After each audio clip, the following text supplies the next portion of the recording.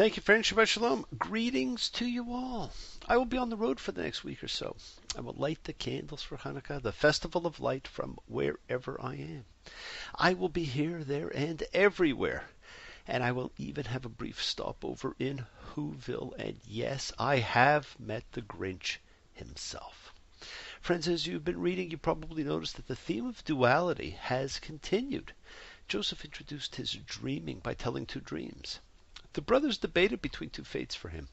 He is presented with two dreams to interpret while in prison. He is about to be told two dreams by Pharaoh 2 years after the cupbearer and baker incident.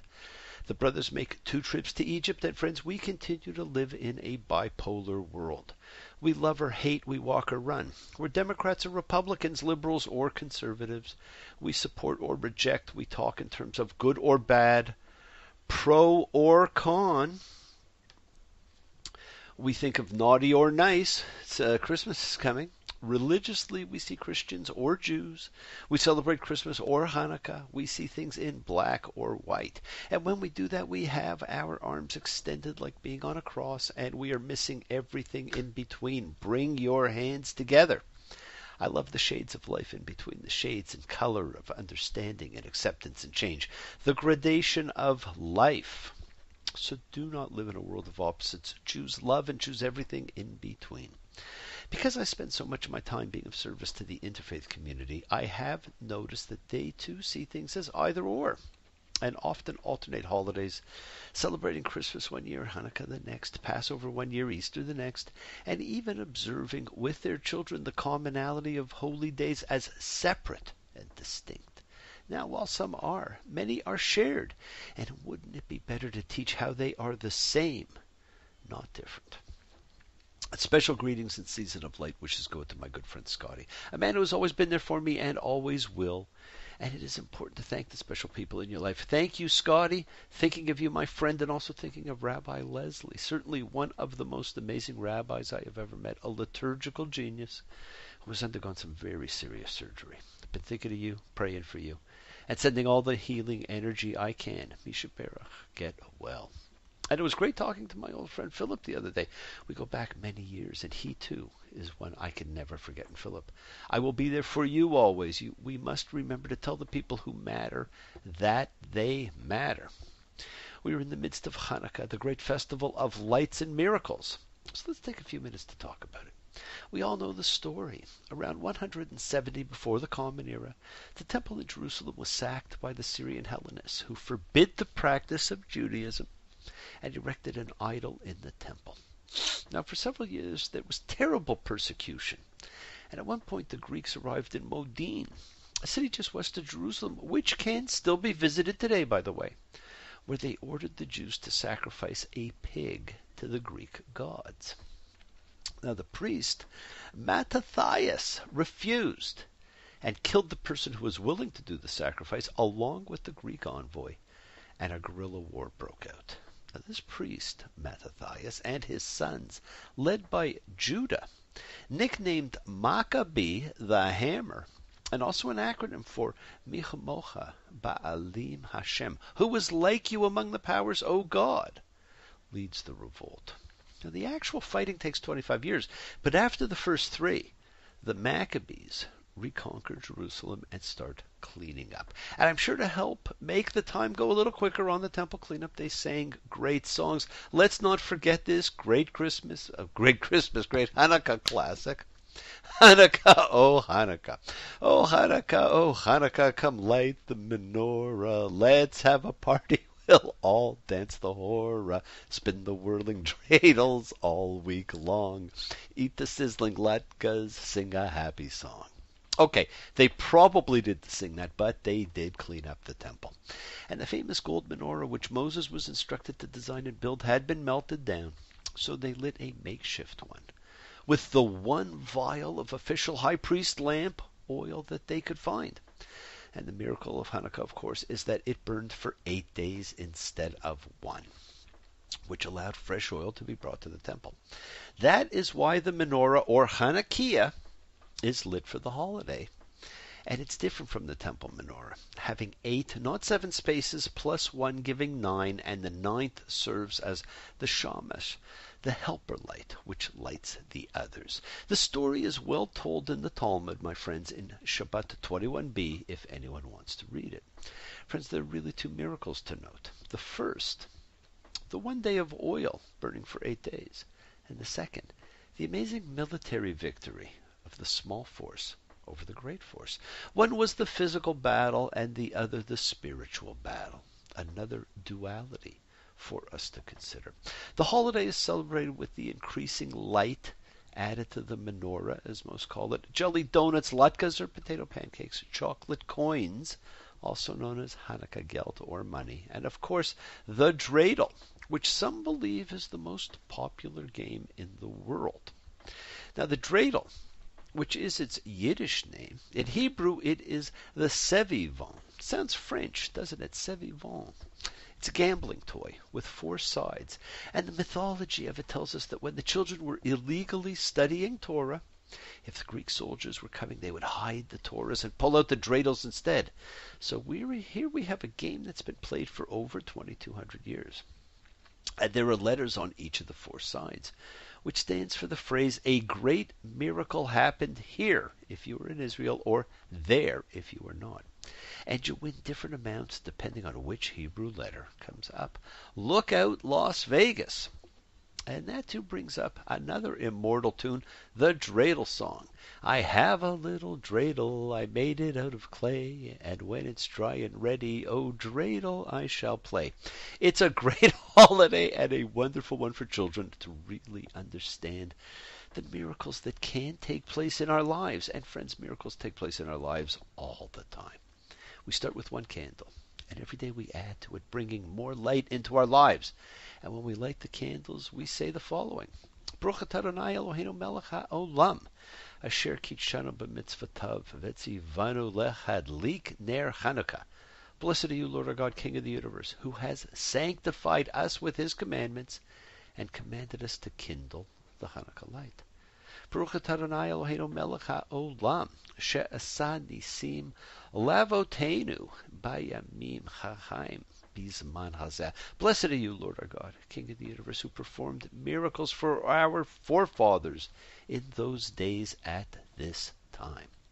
Baruch atah Adonai Eloheinu melech haolam, she'hechianu v'yekimanu v'higianu lizman hazeh. Blessed are you, Lord our God, King of the universe, who has granted us life, sustained us, and enabled us to reach this occasion. And friends, I know people who get all wound up and confused over how to light the candles in terms of order or direction. And I will tell you, it doesn't matter. Just light them and have some fun. But for those who want to know, we do light them in a specific way. There is an official way of doing everything. And there's actually spiritual meaning for it also. You add a light from right to left, but you light from left to right. Will you be struck by lightning if you don't do it that way? No. So have some fun. And, for those of you who are watching, here's 2 examples of Hanukkahs. The first, the typical Hanukkah, which we're all familiar with. And, here's how the candles go in it. And here's an ancient version, which burnt oil. And it's compact and multi-purpose. Even though it's designed as a Hanukkah, it could be used for Shabbat candles at the same time. So if anybody gets a chance, take a look at the video, and you will see the 2 examples of Hanukkahs. Enjoy the 8 days, my friends. It is, of course, a rabbinic and not a Torah holiday, as it took place after biblical times. And it always comes around the time of the dream episodes, because dreams and miracles do go hand in hand. We were in the second part of the Joseph Chronicles, Miketz, and in the end. It's actually from the end, but I couldn't help myself. And at the end, you will see that this parsha does, in fact, point to what happens in the end. Joseph has been languishing in the prison house, Beit Sohar, for a few more years. The term tells us it's not so much an institution as we think of a prison, but it has a home component to it, the Beit, although not quite a house that you or I would want to live in. And friends, what stands out in this parsha is the power of dream interpretation. The Hebrew verb patar and its associated noun suggest decipherment. There is one conclusive decoding for every dream, and a person who is granted insight can break the code. Wow, what a gift, what a powerful individual that person would be. In Egypt, the interpretation of dreams was regarded as a science, and formal instruction in techniques of dream interpretation was given in schools called houses of life. Even now, when we have a dream, we seek a Joseph to interpret it for us, to break the code. The thing that Joseph said, God does. Joseph had said before, and will say again with Pharaoh, that dream interpretation comes from God. He does not say gods. Now, is it because he remains an ardent monotheist in a sea of pantheism and polytheism? We're really never given insights into the actual religious or spiritual practices of the patriarchs. We see them bargain, argue, cajole. And the word in the Torah in this section for God is Elohim, the plural spelling but singular term, not Yahweh. And so it is possible that Joseph says God and Pharaoh hears gods. But friends, there are those who believe the Egyptians were much more monotheistic than has been suggested. They did believe in an unknowable, unseeable creator God, Atum. There's a great ancient Egyptian hymn which goes, One, the maker of all things, the spirit, the hidden spirit, the maker of spirits. He existed in the beginning when nothing else was. What is created he made after he came into being. No man knows how to find him. His name is a mystery and is hidden. His names are innumerable. He is truth. He lives on the truth. He is the king of truth. He is life. Through him man lives. He gives life to man. He breathed life into his nostrils. He himself is existence. He neither increases nor diminishes. He made the universe, the world, what was, what is, and what shall be. He hears him who calls on him. He rewards his servants. Those who acknowledge him he knows. He protects his followers. If I didn't know better, I would think I was hearing a very early Hebrew song. Genesis 41:1. And it was at the end of 2 years' time, and Pharaoh was dreaming. We are about to hear, probably after Jacob's ladder, the most famous dreams in the Torah, the twin dreams of Pharaoh. And friends, especially for you numerologists out there, sacred numbers stand out in each of the 3 sets of dreams in the Joseph story. First with the brothers, 12. Then with the cupbearer and baker, 3. And now with Pharaoh, 7. And 3, 7, and 12 are amazing numbers in Jewish mythology. And if anyone is interested, we can do a talk on the mythology of numbers and how they relate to creation and the tree of life. Dream 1, Genesis 41:2. He was standing by the Nile, and look, out of the Nile came up 7 cows, fair to look at and fat and flesh. They grazed in the rushes. And look, another 7 cows came up after them out of the Nile, foul to look at and meager in flesh, and stood by the cows on the bank of the Nile. And the foul-looking, meager-fleshed cows ate up the 7 fair-looking, fat cows. Dream 2. 7 ears of grain came up on a single stalk, fat and goodly. And look, 7 meager ears, blasted by the east wind, sprouted after them. And the meager ears swallowed the 7 fat and full ears. Now no one can give Pharaoh the meaning. Then the cupbearer remembers and tells his story. And Joseph is summoned to tell Pharaoh the meaning. And once again, a clothing change figures in the defining moments of Joseph's life. He's cleaned up and changed and brought to Pharaoh, and he will be changed again when elevated to viceroy. There's an old saying, clothes make the man. Perhaps this is where it comes from. And destiny turns. Joseph answered Pharaoh, saying, Not I. God will answer for Pharaoh's well-being. And Pharaoh spoke to Joseph and relayed the dreams to him. Now remember, friends, the name he uses for the deity in speaking with Pharaoh is Elohim, the term that is general currency among polytheists and monotheists. And the exchange that takes place is not designed to suggest that the Egyptian monarch has necessarily turned into a monotheist by Joseph, but it does tell us that he does understand that human wisdom is a gift of God, or the gods, and the expression he uses could have the rather general force of divine spirit. And what is fascinating is that Joseph not only interprets, but suggests a solution, something not even asked for. Let Pharaoh look out for a discerning, wise man. and set him over the land of Egypt. Let Pharaoh do this, appoint overseers for the land, and muster the land of Egypt in the 7 years of plenty.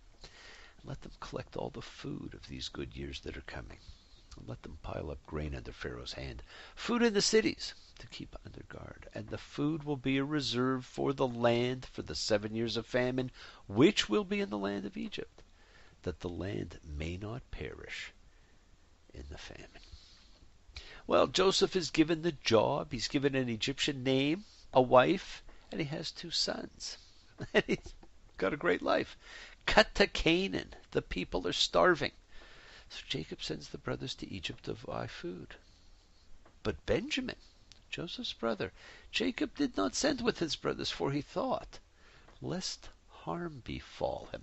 I love that, friends, lest harm befall him. Harm could befall the others, but not the only other child from Rachel. Jacob did not hide his feelings for his sons. How do you treat yours? Do we naturally prefer some over others? We're not supposed to. We pretend that we don't, but do we actually prefer some? Later, Jacob says that he, Benjamin, alone remains. He doesn't add from Rachel, but we like to think that is what he meant. We love to make allowances for him. The brothers come to Egypt. The Torah tells us Joseph's brothers came and bowed down to him. What we have here, friends, is fulfillment of Joseph's first 2 dreams. They buy food. They get accused of being spies. They don't realize Joseph speaks their language. They're asked about their father, and they mention the brother who did not come and the one killed by beasts. And ultimately, they have to agree that one will stay while the others return home to get Benjamin. And they find their silver has been returned. 20 weights of silver. Does that amount sound familiar, friends? It was what they sold Joseph for. Though the mills of God grind slowly, yet they grind exceeding small. And when they see it, they exclaim, Vegam hine be'amtati. It's actually in my bag. They open their bags, and there it is. There's, of course, no reason for the brothers to even think there could be a connection between Joseph and the strange incidents taking place. They haven't seen Joseph in 20 years, and certainly would not have expected him to be the man basically ruling Egypt. He was 17 when they sold him. He became viceroy at 30, and the first 7 years are over. The 7 of plenty, and the famine is underway. 20 years is a long time not to see someone. They figured he was dead. We have seen they didn't know he understood their language. We get insights into their psyches. We learn through the brothers' fear and guilt things we didn't know. Joseph pleaded for his life when put in the pit. And friends, that adds another level of horror to what they did to him. And we see what it does to them. And they said each to his brother, but we're guilty over our brother, because we saw his soul's distress when he implored us, and we didn't listen. On account of that, this distress has come to us. This is the guilt many of us experience when we've done something that we know is wrong. We may want to make it right, but we don't always know how. But it goes further. It permeates their thoughts, their movements, their motives, their lives. We saw what fear can do. We saw what it did to Jacob his whole life and how it became a part of the genetic makeup of his sons. Fear makes us say and do things we normally would not. Friends, you can look at the events of your life as being God's blessings or as potential punishments for your guilty conscience and fear. Rav Kook reminded us that the sages said dreams are fulfilled according to the interpretation. So too may the thoughts contained within a guilty conscience. Since that is like a permanent dream we live in or in fear of, is your vision filled with blessings or judgments? It is true. And in the end, the love you take is equal to the love you make. Forget your fear, forget your negative guilt. See the miracles in your life. Let the sun shine and love. Friends, this is a story of fate, the fate of a family and the fate of a nation. And like a dream, you may never know what it results in. You can't always get what you want, but if you try sometimes, well, you might find you get what you need. Love you all. See the miracles in your life. Be well, be happy, be blessed. Light the lights and shine on brightly. Thank you. See you all next time. Shabbat shalom. Be well, my friends.